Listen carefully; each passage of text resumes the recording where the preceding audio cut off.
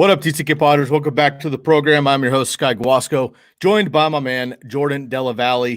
This evening, we're breaking down episode 446 for you, and we are talking about 10 things that we are going to monitor for week one, and then we're going to get into a handful of last-minute picks for your fantasy football rosters. Before we do that, we want to welcome you in to September, and we want to just get some excitement rolling for week one of the football season. It has been a very long off season into the spring, into the summer, late summer, heading into fall now. Bobby and I have been with you since basically the week after the Super Bowl in February. Jordan came on recently as well. We've had a ton of incredible guests all summer long. It's been an absolute blast. A lot of fun hanging out with everybody this summer. So we appreciate all the TCK Potters hanging out with us all summer long, and the Fantasy Focus team for giving us a little bit of extra airplay. So if you're tuning in live on Fantasy Focused Facebook page, YouTube page, Periscope, or Twitter,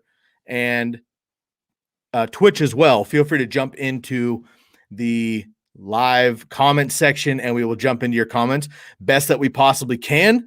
But we're excited about this. 446, 10 things to monitor for week one and some last-minute ads. Jordan, how we doing, man? I know you got a couple drafts left. I've got one more myself, and then we're at the finish line, and we can finally start focusing on what's coming up versus like predicting what we might do. Now we have our rosters. Now we can make some moves. How you feeling, man? Yeah, I'm feeling good. Obviously, I've been drafting all summer, unfortunately, across different formats. So I've already made some of these week one ads, luckily. But yeah, like you mentioned, still in the middle of a slow draft that started on Sunday morning. Hopefully it finishes by Thursday. And then have my work league draft on Wednesday night, then helping a friend out with her draft the right after it, almost back-to-back on Wednesday night. So nothing like fitting in a couple last-minute drafts. That's awesome, man. Well, we're getting down there. We're getting to the finish line. I'm really excited about it as well. So make sure y'all tune in to Sunday morning, 7 a.m. to 10 a.m. Pacific time, where I'm at, or you can meet the guys on the Florida side, the East Coast side, from 10 a.m. to 1 p.m. East Coast time. We got 3 hours of pregame for week one here. Start sits, the start sit onslaught y'all are accustomed to here on the Fantasy Focused squad. You're going to have us from TCK involved as well. We're getting as many people involved as we possibly can and help out as many questions as we possibly can, getting you ready for week one. We got Thursday night coming up here. The Bucs and the Cowboys kicking us off for this week. We have every other team playing on Sunday, Sunday night, and Monday, of course. Jordan, let's get right into this, man. We've gone through all of the other categories here, but we have last-minute ads that we're going to get into in the second half of this episode. Just some final names if you got maybe a bench spot or maybe there's a roster cut. We just found out, right, Latavius Murray was released by the Saints. That was surprising to me. So there's guys like Tony Jones and other guys around the league who are starting to get opportunity, maybe other guys that you can cut, or maybe it's your sixth, seventh wide receiver, running back, third tight end. Maybe you drafted like an Adam Troutman or something. You're still unsure if he's going to be ready to go. You want to get a depth piece instead, or you have somebody moving on to the COVID IR, or somebody, maybe you drafted Rashad Bateman, for example. He's going to be on the IR for a little bit. Drop him in your IR spot. Pick up one of these other guys. That's going to be on the second half of the episode. First half, though, Jordan, you and I each have 5 things that we're going to be monitoring for fantasy football purposes over week one. And this could be a particular player we've drafted and we're curious about. Could be a guy returning from injury. Maybe it's a running back by committee situation, a quarterback battle. Maybe it's rookie wide receivers or rookie in general. So we have a lot to cover here on 10 things that we're going to be monitoring in week one. Let's kick it off with you here. What's the first thing you're going to be monitoring here this weekend for week one specifically? Yeah, I mean, my first thing that I'm looking at is the Las Vegas wide receivers. The Raiders are coming in, obviously, with Derek Carr and Darren Waller being pretty much the center pieces of that passing offense in Las Vegas. But any offense has to have a number two. And there's no doubt that Waller's going to be the one. But you think about where the targets, where's Derek Carr's passing volume going to go? Each of the last 3 seasons, in a 16-game season, Derek Carr has thrown for over 4,000 yards in each of those seasons. And 15 and 16, he was also pretty close, throwing for just under that 4,000 yard mark as well. It comes out to about like 200, little over 250 yards per game. put on top of that the Las Vegas Raiders over under win totals at 7 games this year, they're probably going to be behind a lot. So passing a lot. You obviously have the addition of Kenyan Drake potentially getting targets out of the backfield, but there has to be a number 1 wide receiver in Las Vegas. Last year, that was Nelson Aguilar. He's now gone. So I'm looking at whether it's Bryan Edwards, Henry Ruggs, potentially even Hunter Renfrow if you're in a PPR format.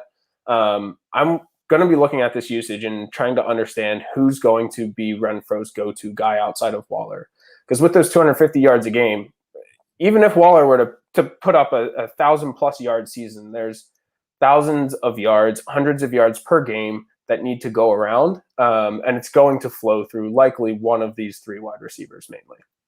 I think that's a great call, man. It's going to be interesting too. I'm also curious about the Raiders side with Kenyan Drake and Josh Jacobs. I mean, I've had a bold prediction, a crazy call. I've had multiple segments on this show talking about Josh Jacobs and the fact that he has been usable in fantasy football because of volume, but the efficiency is horrendous. Kenyan Drake on the other side, very efficient with much fewer touches, and I think that he will end up getting work there too. So Darren Waller, Derek Carr, I love Bryan Edwards as well. Henry Ruggs is a Bobby guy too. So I think all of us believe in the offense in general, but like, where is it going to actually go here for the Raiders? Okay, I'm going to stick in New York here, and this one's tough. Saquon Barkley has been somebody that I've been fading all summer long, which obviously kind of like makes me a little bit sick inside because I'm waiting for him to be like top 3 this year. And I'm the guy that was fading him all summer, and it could, ruin my career here. But I unfortunately am still not convinced. We are, days from kickoff here, and I'm still not convinced. He's my RB13, has been for a long time. I have not drafted Saquon Barkley in one single draft all summer long. Because I have him so low and he goes in the middle half of the rounds. I just have not gotten an opportunity to draft him.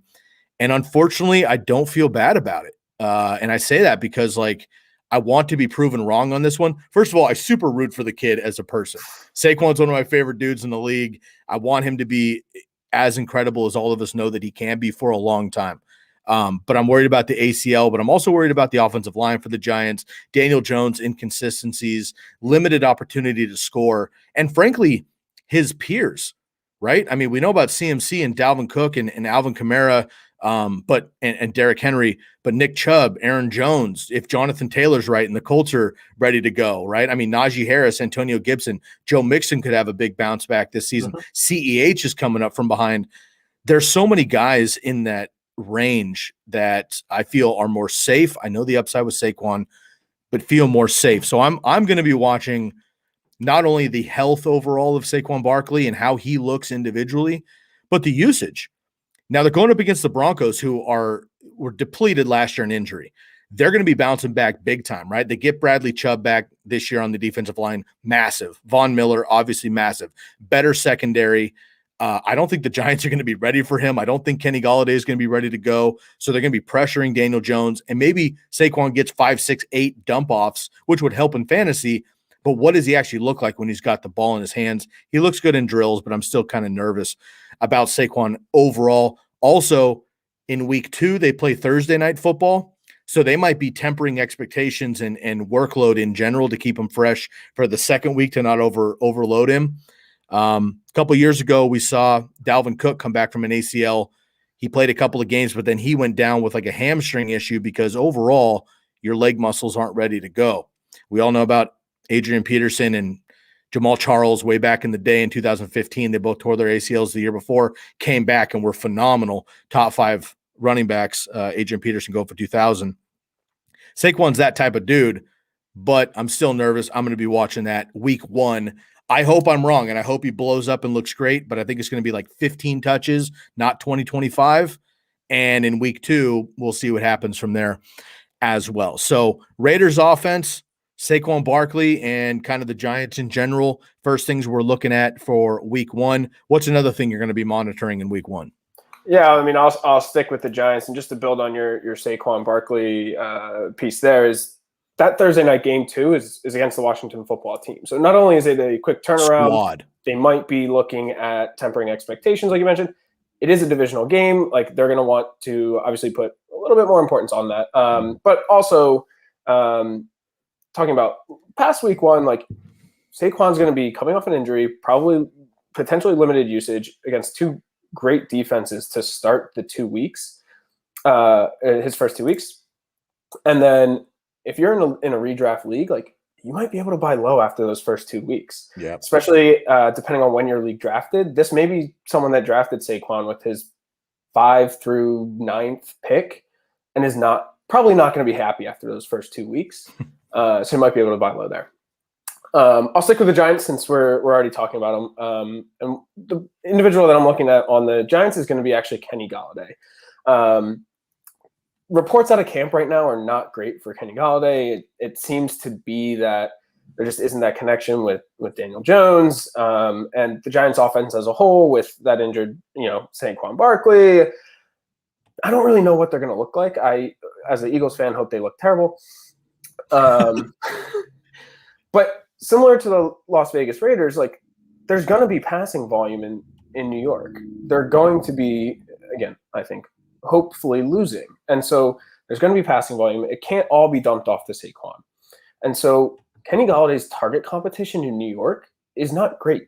You're talking about Sterling Shepard, Darius Slayton, Kadarius Toney, Evan Ingram. Like, none of these guys jump out to me as being able to lead that team as the go-to guy in their passing offense. Kenny Gallaudet has proven to be able to be that guy in Detroit, obviously before he got injured and had that little hamstring tweak earlier in camp. So obviously want to monitor that as well during this week. But I could see the Giants offense after Saquon looking to Kenny Gallaudet as their main focus. So I know it's going to be tough with the first 2 weeks, and especially in Denver with their passing defense. But I want to look for, how he looks out there, how he's running his routes, how he's making cuts on his hamstring. And where's Daniel Jones' first read?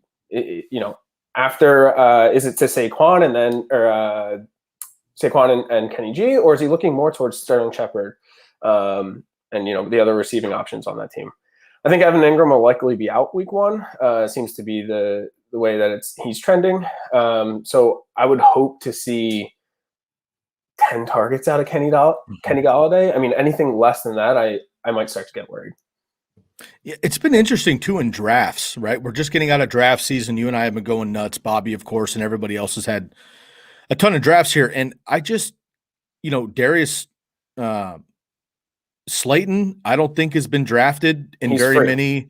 He's free. Yep. Sterling Shepard even isn't getting drafted. And if he does, it's very late. Evan Ingram isn't getting drafted. Daniel Jones isn't getting drafted in a single quarterback league. I mean, Saquon, but this entire offense, which last year we had huge expectations for, you had 5-6 guys getting drafted, the entire wide receiving core last year.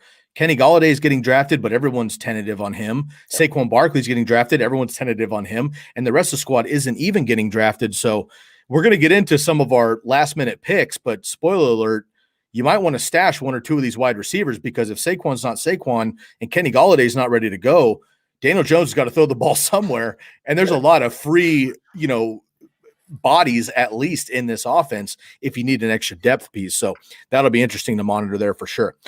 All right, let's get into another one that's going to be all eyes. Fantasy football, regular football fans are going to be all eyes on Kyle Pitts here against your Eagles, man. And it's really going to be, is Kyle Pitts going to be a tight end who gets 4 targets for 40 yards and maybe he accidentally gets a touchdown?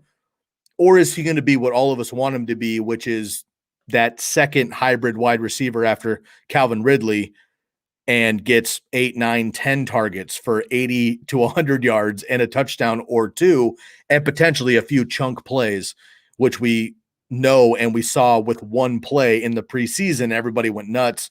That could be the Kyle Pitts. I lean on the side of maybe everybody was a little bit too hesitant with Kyle Pitts. Maybe this is a situation where we're going to be looking back this time next week and go, okay, kid's legit. He's going to get 10 targets a game, 100 100 yards and a touchdown kind of ceiling, which is insane to think of it as a tight end if you're not Kelsey, Waller, Kittle, one of those guys, but maybe he just is. And it all comes down to the target share. There's nobody else out there. Russell Gage, Zacchaeus, I mean, they're quality players, but up against Calvin Ridley and Kyle Pitts, they're just not.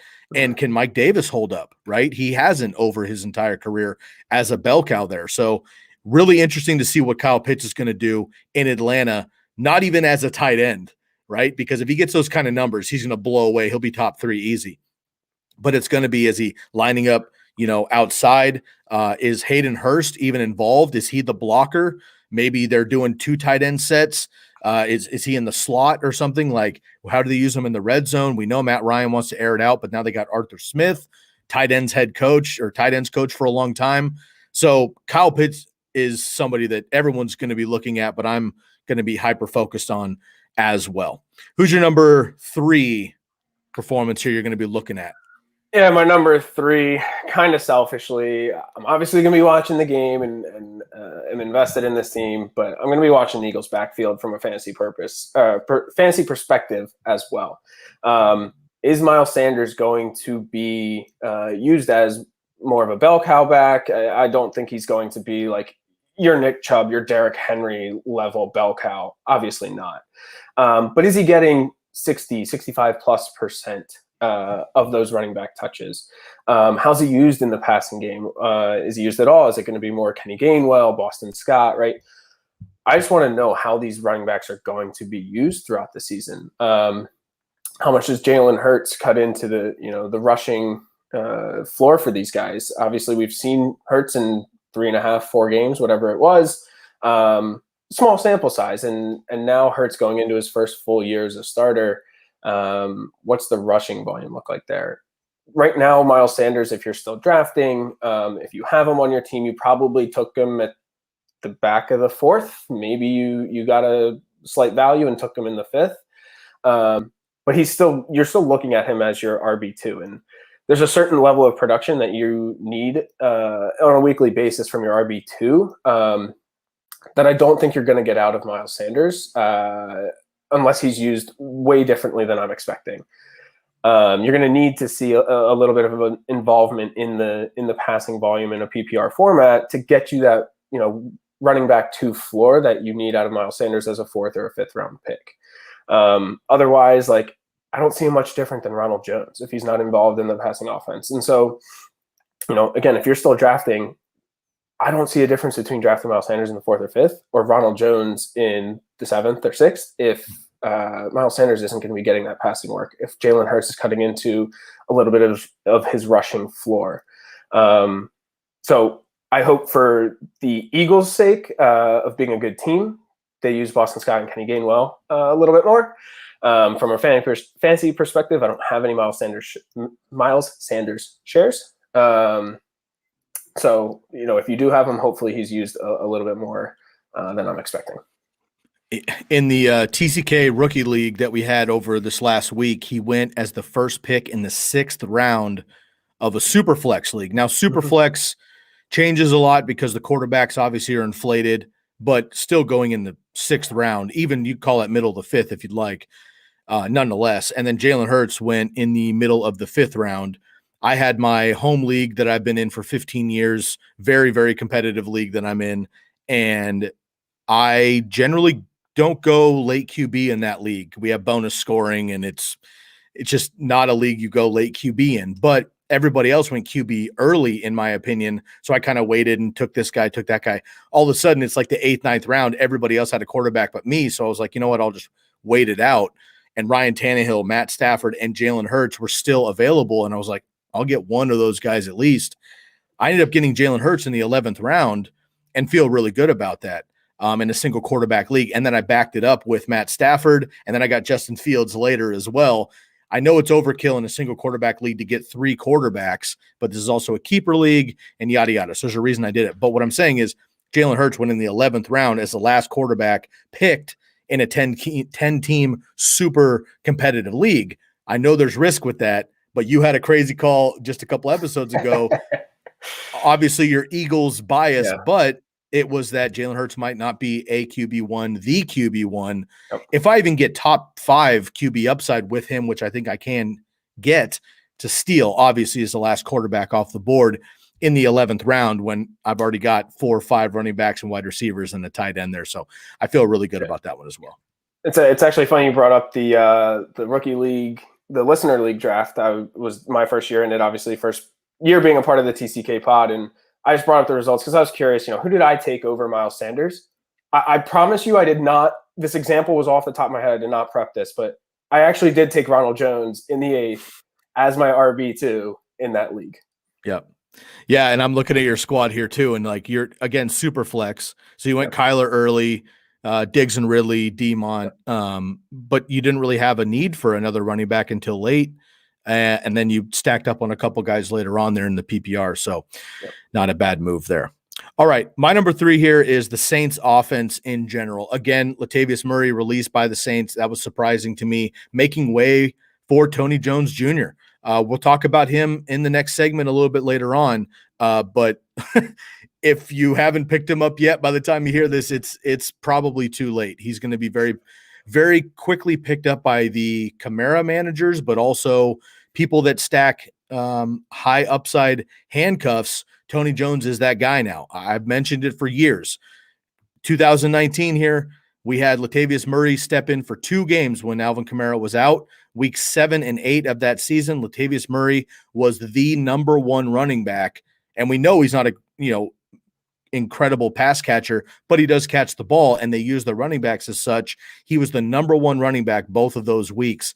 Tony Jones is able to do that as well. He's more of a Kamara build than a big body like Latavius Murray. So if Kamara were to go down, knock on wood, of course, Tony Jones would be that guy. So if you're someone that collects a Alexander Madison, a Tony Pollard, a A.J. Dillon, whatever, Tony Jones is now on your list. We'll talk about him later on. But the Saints offense in general is something that I'm going to be monitoring because we've got Jameis Winston, who is the starter for at least this week.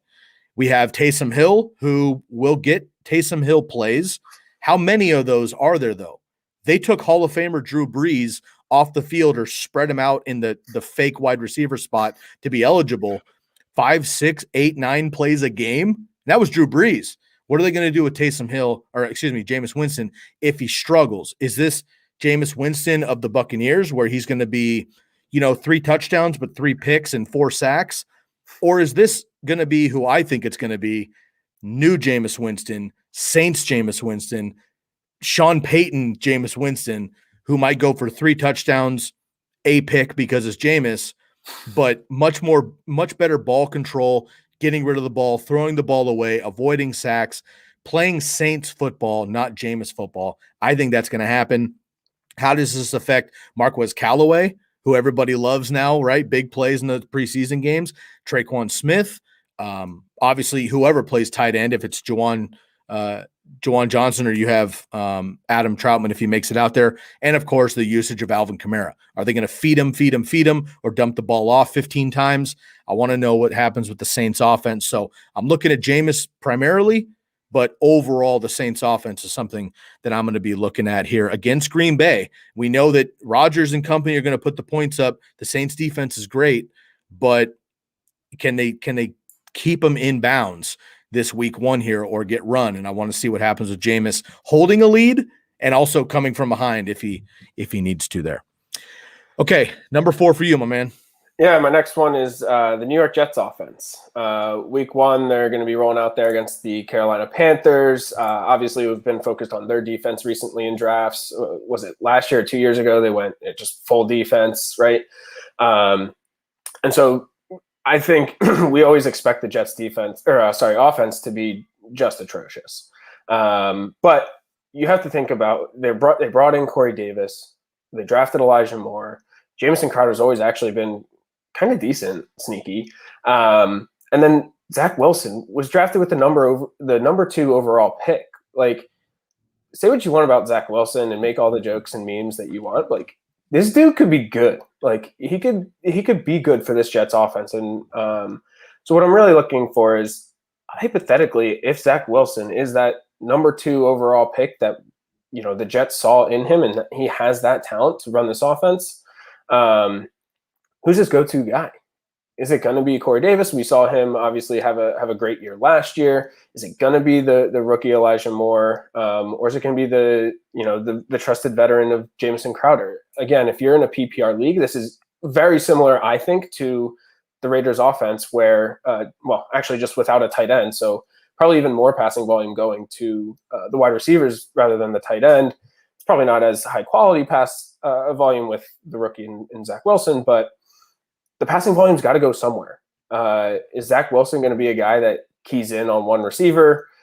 Is he going to be a guy that's spreading it around? Jamison Crowder's proven to be, back when Sam Darnold was with the Jets, just an absolute PPR machine with 10 catches for 70 yards a game, and that's going to win you leagues. That's going to be a wide receiver 1, wide receiver 2 performance on a weekly basis. So I'm really looking at how good is Zach Wilson? Is he really that number 2 overall pick? Obviously, this is focused on this season, right? Like I'm not worried about him long term. Like, I don't know. I'm not going to project if he's going to be worth it over the number 2 pick over the course of his career, but how's he going to be this year?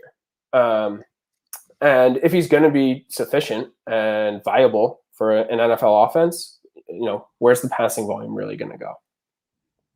That's a great one, man. And again, we have a lot of these rookie quarterbacks, right? And Zach Wilson and Trevor Lawrence are the only ones getting the for real start. I mean, Mac Jones is going to also, but he's kind of like last minute.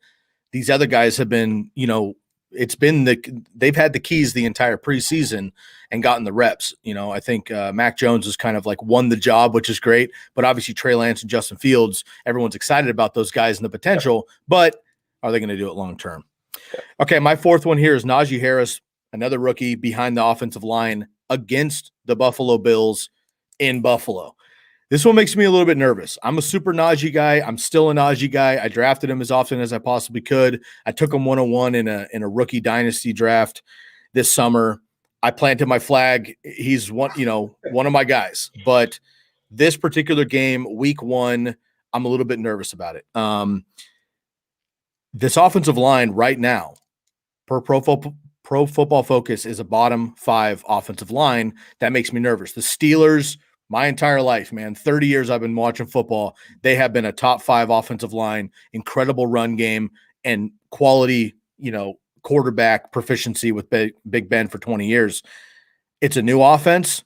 It's a rookie quarterback, or it's a rookie running back. And how are they going to handle this Buffalo Bills defense that doesn't have any superstars outside of Trey White, but everybody's very good, right? Like, nobody talks about the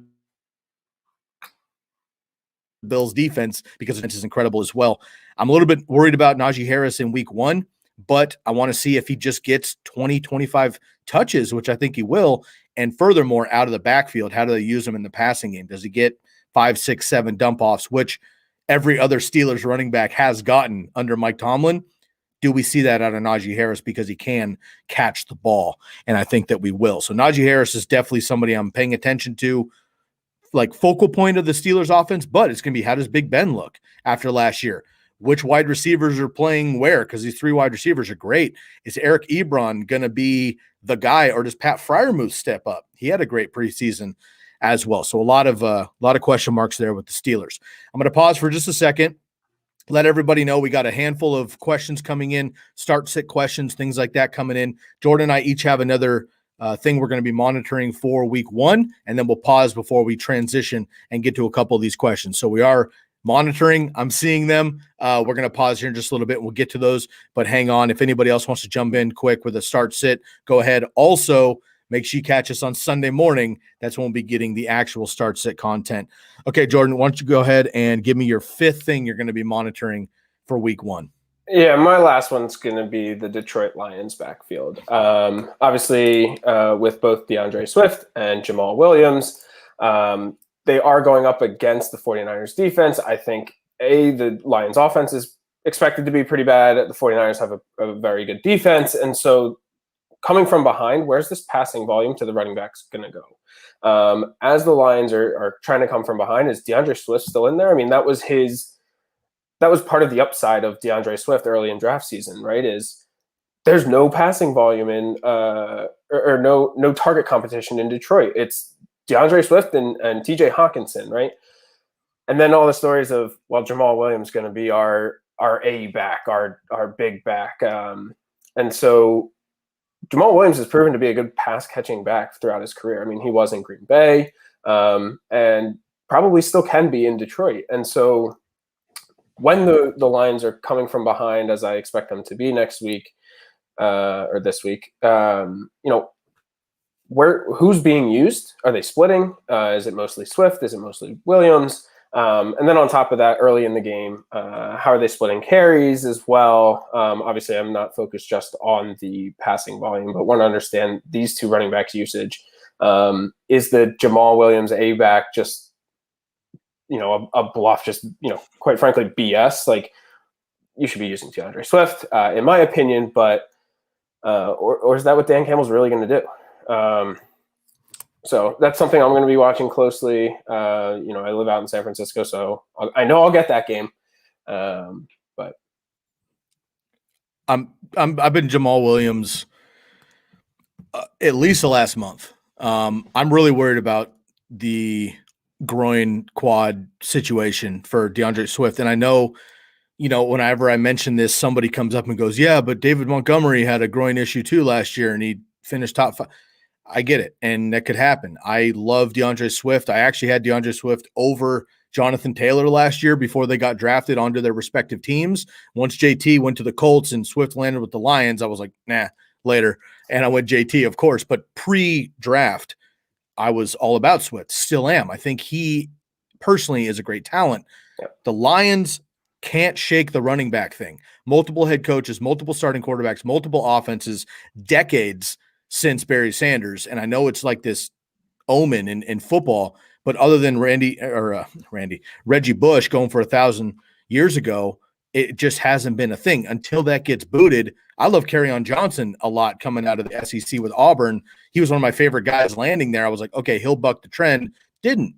So until that happens, I'm worried about it. And again, I've said this a million times about Jamal Williams, but $7.5 million for any running back that isn't elite is a lot of money. He's not just a backup. He's a hybrid extra guy. He's a 1B running back who did great in Green Bay when he got the opportunity. Now he goes to Detroit.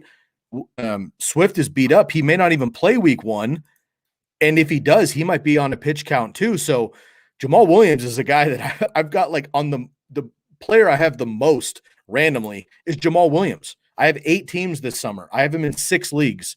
It just worked out that way because I can get him late, and why not get that high-end upside handcuff who probably will get more work anyway. So I'm worried about Swift as well, and I might even start Jamal Williams in a couple flex positions this week, especially if Swift doesn't play, of course. Okay, my final one before we get to some start-sit questions. Hold tight in the comment section. We'll get to you in just a second. Odell Beckham, my man, going up against the Chiefs, week 1, looks great. Running super fast, making super fun catches. He looks like Odell of old. I think he got a couple new tattoos. He looks ready to go. He's been quiet this offseason, which I love. I've talked about this with Antonio Brown for the last couple of years too. When AB got to Tampa Bay and Brady took him in and was like, hey, man, I'll get you a ring. You just need to put your phone down. That's it. And AB did that. Odell, I think, got some serious humble pie last year. And so did Baker, and so did this offense in general. And they know they're a great team. They have, I think, one of the better head coaches in the entire NFL in Kevin Stefanski, great young in ascending defense. And I think they have a legitimate chance to come out of the AFC overall, get past the Chiefs, the Titans, and the Ravens, potentially the Bills, whatever. But Odell Beckham had an opportunity last year, got hurt on a fluke play. It was a tackle on an interception, but he tore his ACL. How's he going to come back from that? And not only that, but like when he's been healthy the last couple of years, he hasn't been Giants Odell, right? So he needs to bounce back from the injury, but bounce back to what we all know and love of OBJ as an elite wide receiver. His fantasy stock has plummeted, obviously. I mean, 7th, 8th, 9th round, in some leagues just because people are worried about it. I want to see how he looks. He looks good on film. He looks good in practice and preseason, but so does everybody. I want to see what it looks like with the pads on. And again, in this offense, we know it's not pass heavy. It runs through Nick Chubb, but when they go play action. Baker Mayfield was one of the most efficient quarterbacks in the entire NFL in the second half of the year last year. And everybody was like, well, he's better without Odell Beckham. Hold on. Nobody's better without an elite wide receiver. What he was able to do, though, Baker was not hyper-targeting Odell and making bad throws or snap decisions. He was scanning the field, finding the open guy, and guys like Rashard Higgins and Donovan Peoples-Jones were making big plays because Baker has a great arm, deep efficiency, and that pass play action is wide open with the run game with Kareem Hunt and Nick Chubb. So I want to see Odell Beckham bounce back. I'm rooting for the guy. I've been an Odell truther for the last couple of years, and everyone else has been hating on him. I'm going to give him one more season. Hope he bounces back healthy and comes out of it here this week against Kansas City. And the usage is the usage. But if he gets targeted 6 times, I want to see 4 or 5 catches for 40, 50 yards just to make sure that he's on it and, they're using him deep over the middle, whatever. So OBJ is my final one. Okay, Jordan, any other alternate things before we move on here? Any other things kind of just in general as a fan of football, fantasy-wise, otherwise you're kind of just in general going to be hyper-focused on for week 1? Definitely the Eagles game. That one gets thrown up on the big screen. How can you not focus on such a great team with high Super Bowl potential here this year? I hear you. Huge Kenny Gainwell fan, so I'll be tuned in as well. I want to see my man Jalen Reagor go for 16, 207, and 3. No, in all seriousness, it'll work out. In all seriousness, that actually is one that it's more for me being an Eagles fan rather than a fantasy owner. But I don't know any Jalen Reagor fans. He's probably on your waiver wire in most leagues. Maybe you took him with one of your last picks, but Jalen Reagor could have a bounce back season. I know he's hurt a lot of his rookie season, and that's a guy that I'm looking at as an Eagles fan that I'm hoping does have that bounce back. Dude's a beast. We took him with such high draft capital. We have a terrible track record of taking the wrong wide receiver, passing on DK and Justin Jefferson in back-to-back years. So I'm really hoping that Reagor does bounce back. So I'll be looking for that as well. Yeah. I'm rooting for him, man. He was one of my favorite receivers coming out in that incredible class of last year, and he got swept under the rug because he got hurt and didn't quite perform with Denzel Mims. I want both those guys to resurface this year, and I think they can definitely make some waves.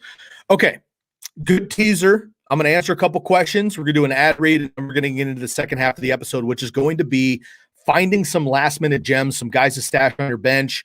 This isn't dynasty stuff. It might turn into dynasty stuff, but this is week 1. Stash him before the waiver wire, beat the waiver wire, if you will. Look at this guy and put a guy in an extra bench spot there so you can beat the crowd. Before we do that, though, Jordan, let's jump into a couple of these questions here. I'll bring them up on the screen. And for those of you tuning in, if you are listening to any of these shows as we go throughout the rest of the season, Facebook, YouTube, Twitch, and Twitter, feel free to jump in and ask us the start sits, though. I'm going to answer them today because I'm in a good mood and it's week 1. And I want you to be ready. Start sits are going to be booted to Sunday morning. Sunday mornings are going to be dedicated to start sit. So I know you guys are going to ask about the season. We might ask them if we have time. We won't always do that during a regular show. Sunday morning, tune in 10 a.m. to 1 p.m. You can tune in Eastern time and 7 to 10 Pacific time. Okay, let's jump through a couple of these though here first. 23423 on YouTube wants to know start Gronk or Gesicki. Gronk Thursday night against the Cowboys. Gesicki going up against the Patriots. Yeah, for me, this one's Gronk. The Cowboys defense is not anything to write home about. The Bucks offense. Brady's now on the Bucks. So is Gronk. The Bucks offense is, going to be scoring against that defense. And I know that there's a shot that Gronk's, going to be targeted in the red zone. He's played with Brady forever. He's one of Brady's favorite targets. I have no idea what Tua is going to look like this year. There's so many passing options or receiving options for him in that passing offense. So I'm going to start Gronk there with the touchdown upside that I think he has over Gesicki. I agree. And all the points you just made, not sure about Tua. They have a lot of other weapons there. Also, I want to mention this too. I don't want to jump the gun or anything. There haven't been reports that Godwin or AB will miss time, but both of them have now. Look, it's week 1. We're starting to get injury reports. These guys are popping on. COVID stuff, yada, yada. Wednesdays is when we get the real nitty gritties after practice. So you'll hear about that on our Thursdays and Friday shows when we have updates. But right now, earlier in the week, Godwin ended up on the injury report, just skeptical, questionable situation. So did AB. If that happens, Gronk gets more targets there. Of course, he's a red zone monster, still has it done. And in prime time, Brady's going to be looking for his boy. So I'm also going to go Gronk here. Okay, let's move down the list here. Another one here, Hyper Martin on YouTube. Should I drop J.D. McKissick for Le'Veon Bell? Le'Veon Bell was picked up by the Ravens practice squad, so he's not quite fully on the roster, but that's the name they went after. Justice Hill, unfortunately, gets out for the season. We all know about J.K. Dobbins. Everybody loves the Gus bus, but clearly they want extra bodies there. Drop J.D. McKissick for Le'Veon Bell. I'm going to assume this is some version of PPR league. Yeah, I mean, if it's a PPR league for me, I think it's a no. I mean, Lev Bell just isn't what he used to be. Gus Edwards is still going to be the guy. Like, any running backs that the Ravens are now signing or picking up for their practice squad, like, these are insurance policies. These are not guys that are going to be getting significant touches on a week-to-week basis unless, Gus Edwards or, perhaps Tyson Williams, spoiler alert, I'll talk about him later, go down. J.D. McKissick is obviously not the starter in Washington, but last year he got a lot of the passing work. There's a potential that he still has that volume again this year. In a PPR league, I'd probably hold on to that. I am also going to hold J.D. McKissick. I'm not even really that excited about Le'Veon Bell until he A, makes the starting squad, B, gets a role, and C, produces. So I'm going to wait on. I know Le'Veon Bell is a fun name to have on your roster, but this isn't 4 years ago, unfortunately. I'm going to keep J.D. McKissick, who last year had the most running back targets. I'm going to keep him out there. He's also playing wide receiver. Dude's a beast. Keep him on your team. How about this one? Start Kamara or J.D. McKissick? I'll make this one very quickly. You start the best player. Alvin Kamara is incredible. The whole offense should run through him. It's Alvin Kamara. Next up, Dalvin Cook and Mike Davis for Hawk, Chris Carson, and JT. This is a trade question. Here we go. Let's blaze through these. We've got a bunch popping up here. Let's smash through this. Dalvin Cook and Mike Davis for Hawk, Chris Carson, and Jonathan Taylor. I will jump in and say I would do the trade. Meaning you would give up Yes. Cook and Davis. I would. If you're looking for Hawk, I'm assuming you need an upgrade at tight end. Yes. And Hawk's an upgrade over anybody at tight end other than the top three. Jonathan Taylor could have a massive season as well. And Chris Carson's Chris Carson, but Chris Carson and Mike Davis are the bell there, and I'll lean Chris Carson. Dalvin Cook's obviously the best player in the trade, but if you're getting 2.5 to 1, I'm going to let it go. Yeah, I think normally my rule in a trade is you want to get the best player in the trade. I think with this one, especially if you start to take into consideration what leagues this could potentially be, if it's redraft versus dynasty, tight end premium versus not. I mean, if it's tight end premium, I want the Hawkinson side for sure. Yep. Okay. Let's see here. Next one up here. Jason Zach, Logan Thomas, or Tyler Higbee?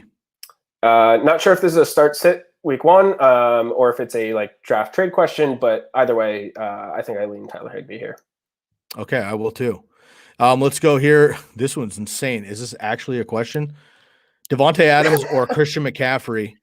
I think it's Christian McCaffrey for me. I mean, you get a running back and a wide receiver. I don't know if there's a start sit, a trade question. Yeah. What PPR, non-PPR, doesn't matter to me. The answer is CMC. Yeah, and just obviously a lot of you are watching and now we're starting to answer them, so everyone's starting to tune in, and that's fine. But you please put in you need to give us as much information as you can give us, so we don't say if this, if that, if this, if that. A, it kills a lot of time. B, we need to know. So please tell us trade 2 players or start sit 2 players, and then PPR, half PPR, whatever. Please let us know. Tight end premium, super flex. We need to know that kind of stuff. If it's just up and out, we're always thinking probably PPR, and we're thinking start sit, not trade. So please let us know specifically. I got to go CMC too, but how do you sit Devontae Adams? You have to find a reason to start him. I can't imagine you not starting both, so maybe it is a trade situation. Very quickly, Jordan, if it's a trade, PPR, Devontae Adams or CMC? CMC. Yeah. All right, Jason Zach, comes back here. Darrell Henderson or T. Higgins at flex, full PPR. Jason, that's what I'm talking about, my man. Way to lay it out. Darrell Henderson or T. Higgins, flex, full PPR. I'm actually going to go with T. Higgins here. I think the Bengals come out gunning early, and I don't think Jamar Chase is ready to go. Higgins is the number one there. Darrell Henderson still has a thumb thing. What happens with Sony Michel? I'm going to go with Higgins. I'm also going to go Higgins, specifically for that last point that you made. There's talks that Sony Michel's already ready for this Rams offense. I guess he learns the playbook pretty fast, but I have no idea what that split's going to look like. We haven't had all training camp or preseason to look at it. I'll go with Higgins in my flex. All right. This next one might divide the podcast, but here we go. Play Hurts or Herbert. I'll let you go first. It's Hurts. It's Hurts because of the upside, but it's also Hurts because of the rushing floor. It's also Hurts because he's playing Atlanta. Again, assuming this is a start sit. Yeah, you play Hurts because the Atlanta defense is so bad. I think that game's going to be a shootout. Especially if everyone's healthy for the Eagles. The O-line's healthy in week 1. I want Hurts there. I love Justin Herbert. I might actually agree with you, though. And yes. It's the matchup this week because Herbert's going up against the Washington football team, one of the better defenses in the NFL. The game's on the road, right? Jalen Hurts coming out, got to prove a lot that I don't believe in the Falcons defense either. Herbert has a much safer floor, in my opinion, even with Hurts's rushing ability, because Herbert is probably going to throw for 300 yards and a couple of touchdowns. But Hurts could also throw for 300 yards and a couple of touchdowns, but run for 80 to 100 and maybe a score as well. Upside Hurts, floor Herbert, in my opinion. Okay, I think this is Elias. If I'm mispronouncing that, I apologize. Another question here, new to fantasy football, made a comment below, so I want to take some time here for Elias. First of all, welcome, Elias, to the fantasy football universe, man. It's a lot of fun. Okay, also, Gus Edwards or Keenan Allen at flex and PPR. Here you go, my man. I'm going to make this really quick for you. PPR, you got to go with the pass catchers because you get that extra point per reception. Gus Edwards might get a lot of work on the ground, could score a couple touchdowns, but he's not going to catch the passes. Keenan Allen should see 10, 12 targets, could have 8 to 10 receptions, maybe 100 yards receiving, and get all those catching points with maybe a touchdown. I got to go Keenan Allen here in a PPR. It's not close for me. Yeah, I do as well. And if you're new to fantasy and these are your flex options, I would love to know who your running backs are and your wide receivers because you did well in your first draft. I totally agree. So again, if I'm pronouncing that correctly, Elias, welcome in to the Fantasy Focus and TCK crew, but also to fantasy football here, man. We're here for you all summer long. All right, here we go here. We got another one. And last one, let's see. Oh, do I drop Philip Lindsay for Michael Carter? This one's a little bit tricky. I think we might have different answers on this one too. Go ahead, Michael Carter or Philip Lindsay? I lean Michael Carter, and I know it's a wait and see either way. Yeah, this is a wait and see either way, right? It's a wait and see, but I think I will say this: the benefit to doing Lindsay here is you'll know week 1. I think you'll know week 1 how they're using David Johnson versus Philip Lindsay, Mark Ingram, whoever else is still in that backfield. Michael Carter, you might not know week 1. He might be someone that kind of breaks out later in the season. So maybe hold on to Lindsay now, see what happens week 1, because I don't expect Michael Carter to come out and set the world on fire week 1. So you might still be able to pick up Michael Carter after you're disappointed, if you are, with Philip Lindsay week 1. Me too. Michael Carter's most likely rostered in almost every league because of the hype, right? But he's a rookie. You got to give a rookie a month. I always say this. I don't care who they are. Jamar Chase, Michael Carter, some third string, De'Ami Brown, guy like that. You have to give rookies a month because you just have to see how it develops. Michael Carter's not going to be the first guy to take snap. Tevin Coleman, unfortunately, will get the start and get more work than Michael Carter. I think Michael Carter will be overall a better asset this season than Philip Lindsay. But if you actually have to choose between these two guys this week, I'm taking Philip Lindsay, and I hate to drop Michael Carter. Hopefully you don't have to do that. But David Johnson is not going to be – he might be a third down back. Mark Ingram's not going to get much work. Rex Burkhead's not around. Philip Lindsay, I think, will be the guy. The issue is the Texans' offense. Do you trust the offense? No. Who's the quarterback, right? Like Tyrod Taylor, sure. This one's – if you have to drop somebody, I might stick with Michael Carter, I guess, because you want to wait and see. You don't want to lose that opportunity. But I think Phillip Lindsay will have more value sooner. So it maybe depends on the rest of your roster.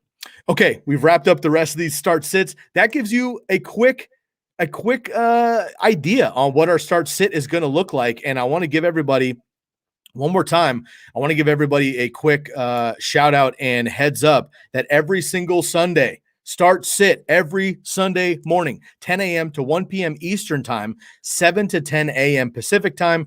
Stream live on YouTube with us. Make sure, of course, you subscribe. YouTube.com/fantasy focused. We will be with you. We got all the guys with us as well. Start sit show every single Sunday morning. You'll get a group of us, whoever it may be, to help you out with that start sit onslaught. Have your questions ready. Let us know. Start sit or trade question, PPR, half PPR, super flex, tight end premium. We need to know all that stuff so that can help us help you. All right, Jordan, I want to spend maybe just 5 minutes or so on this last segment here. And really, this is just kind of like last minute ads. And these are guys who are not managed in 50% of your leagues, right? So across whatever Yahoo, CBS, NFL, ESPN, Sleeper, wherever you play, these are guys that are most likely not rostered in 50% of your leagues. So please make sure to jump in. And I do want to give a shout out to Jason Zach one more time here. He jumped in at the last second. One more. Start Herbert or Brady. I just threw it down for Herbert against Washington football team. Brady on national TV, first game of the year against the Cowboys. This is Super Bowl champ, Hall of Famer all day. Yeah, I also agree there. That Dallas defense, I don't think stops that Buccaneers offense. I totally agree here. And who is the best backup stash? Pollard, Madison, Tony Jones, or Chuba Hubbard? I'm going to assume you don't have any of their starters, because if you do, then you get that handcuff, in my opinion. If you don't, who is the best backup? Pollard, Madison, Tony Jones, Hubbard. I think Pollard probably gets the most organic work. I think he also has the most upside, but we saw what happened with CMC going down and Mike Davis last year. Chuba Hubbard's legit. I also love Tony Jones, man. So I think I'll say Pollard, but I'd love to have any or two or three of these guys if you can fit them on your squad. Yeah, to me, it's Pollard because it is that chance that he does get some work without Zeke going down, whether it's 6, 8, 10 points per game, depending on your scoring. So I think he has that ability to get some points from the start. If you ever needed to, in a absolute dire situation, flex him, but also has that really high upside on a high-powered Dallas offense. I totally agree there. All right, so we're going to go we're going to go Brady over Herbert for Jason, and then we're going to go for MB. We're going to go with Pollard there. Okay, let's go with some last-minute waiver wire ads for week 1, Jordan. Just spitfire a couple of names, some guys that are like you're stashing at the end of your bench, or look, you've had a draft last weekend, had a couple camp reports. You say, you know what, maybe I can drop my 7th wide receiver. And maybe you pick up a handcuff, who we just talked about. Maybe you're picking up Tony Pollard, who got dropped. You pick up Chuba Hubbard, who wasn't even drafted, or somebody else. So give me a couple of names here of guys that you're kind of just stashing for week 1 to see what happens. Or maybe these guys actually have some workload coming their way this week that you might be able to get off of waivers. Yeah, so I went with the latter option when I was prepping for this, of someone who maybe I'm the Michael Thomas owner who I drafted him early, before the injury. I need someone to play week 1 in a with my top wide receiver out. According to Sleeper, this wide receiver is on 58% of rosters right now. It's a little bit above that 50% threshold, but depending on your league and everything, maybe he's a little bit below that 50%. I took a little bit of liberty there because I wanted to talk about him. But it's Russell Gage. You talked about Kyle Pitts early and what his usage is going to look like in that Atlanta offense. If he is used as a true tight end and not that Weapon X type role, Russell Gage is that number 2 passing option in Atlanta. Matt Ryan obviously loves to throw. Again, Atlanta's going to be down against, unfortunately, a terrible Eagles defense. Russell Gage could have a great week 1 and be a very viable wide receiver start for you this week. Here's a little bit of receiving lines. This was actually a tweet from Jared Evans of PFF against the Eagles last year. Kittle went for 15, 183, and 1. This is catches, yards, and touchdowns. DK Metcalf went for 10, 177. Hopkins, 9, 169 and 1. Tyler Boyd, 10 and 125. Michael Gallup, 6, 121 and 2. Amari Cooper, same team, 4 and 121. Devontae Adams, 10, 121 and 2. Chase Claypool obviously had that blow up of 7, 110 and 3, and also a little rushing. I don't think Gage is going to get that. And Tyler Higbee went for 554 and 3. Those are a lot of games that I just read off in a 16-game schedule. This Eagles defense, unfortunately, is not great in the passing game. And so if you're looking for a week 1 start, a guy that could get you 5 catches, 50 yards, and a touchdown, that's Russell Gage. I like it, man. That's a great call. And look, no matter what, he's the number 2 wide receiver, at least on the team. We'll see what Pitts does. Russell Gage, another guy who's drafted in like the 12th, 14th round right now.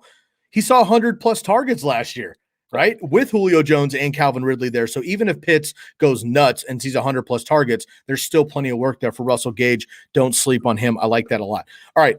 I'm not even going to give much analysis. I'm just going to blast a ton of names, and you could think on your roster, think about your teams, think about guys you've dropped, or again, maybe you're able to move a guy into IR at this point for COVID, PUP. Maybe they're on the IR and you drafted them willing to wait it out. So you open up a roster spot or two. Keep an eye out for Tyson Williams. This is a big one, right? So they signed Le'Veon Bell, but he's on the practice squad. Maybe he even moves up. But Tyson Williams has impressed Ravens coaches. Get him behind Gus Edwards. Unfortunately, again, Justice Hill is out of the mix now with J.K. Dobbins down 2. Tyson Williams is the guy there for the Ravens. I want him behind Gus Edwards. Pick him up 30% rostered in sleeper leagues. Also, you have Equanimeous St. Brown, could be the number 1. Tyrell Williams, also not rostered much in leagues as well. One of these guys is going to be the number 1. The other one's going to be the number 2 for the Lions. I don't love Jared Goff either. I don't love this offense either, but they have to move the ball somehow, and nonetheless, these guys could get some targets. Your boy Kenny Gainwell, I think he could be, at minimum, a good pass catcher with Boston Scott. If Miles Sanders doesn't put it together quickly, I think that he could see a lot more work, so keep an eye on Kenny Gainwell. He's a guy I've been drafting at the end of benches all summer long, 4th round of dynasty drafts, just to put him on my taxi squad. I'll throw out another couple of guys here. Single quarterback leagues, keep an eye out for Big Ben. Right? He's got the Buffalo Bills this week, which I don't love, but it's going to be a shootout. But then he gets the Raiders, and then he gets the Bengals. So you might be able to stash him as well. Carson Wentz, okay, if he's right, he gets a decent schedule after the first couple weeks. Sam Darnold as well. We go to the running backs. We talked about all the handcuffs, okay? But then you also look at the wide receivers, and Terrell Williams is somebody I mentioned as well. He's only rostered in about 35% of leagues. Elijah Moore, another guy we talked about earlier. Paris Campbell, what's he going to be able to do for the Colts?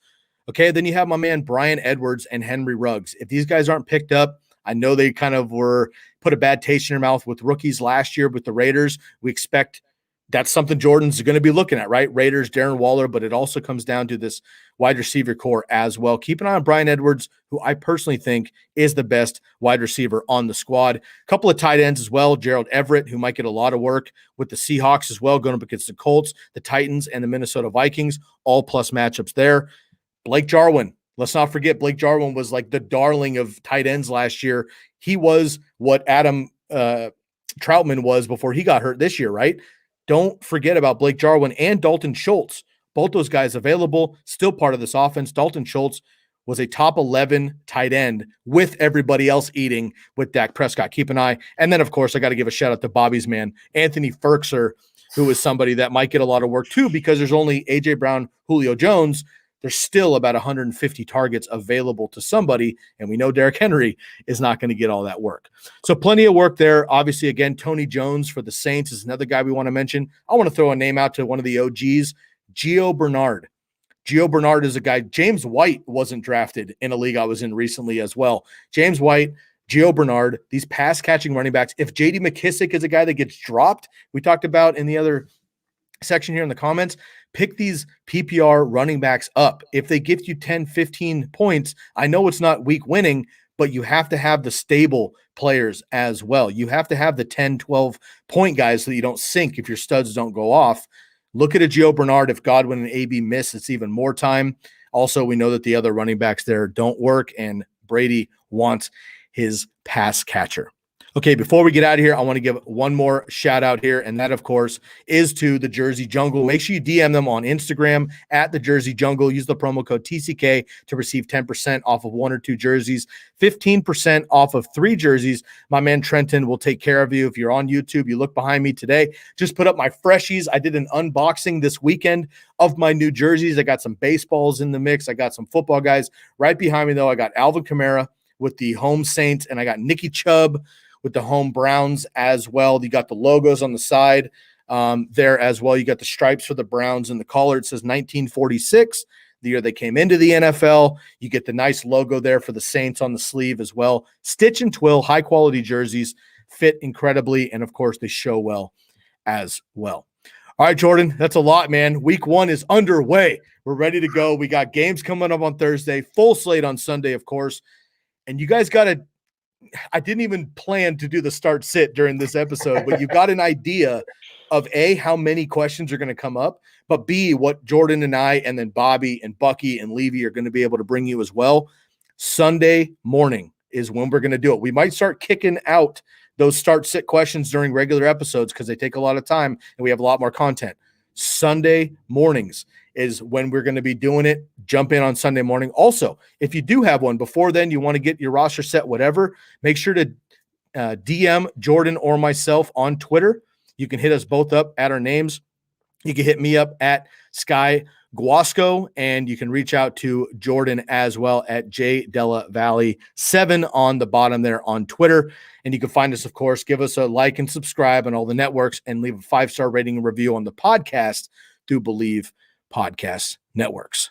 That's a lot, Jordan. Before we get out of here, man, any final questions, my man? Any final thoughts to the listeners, the Fantasy Focus crew, the TCK Potters?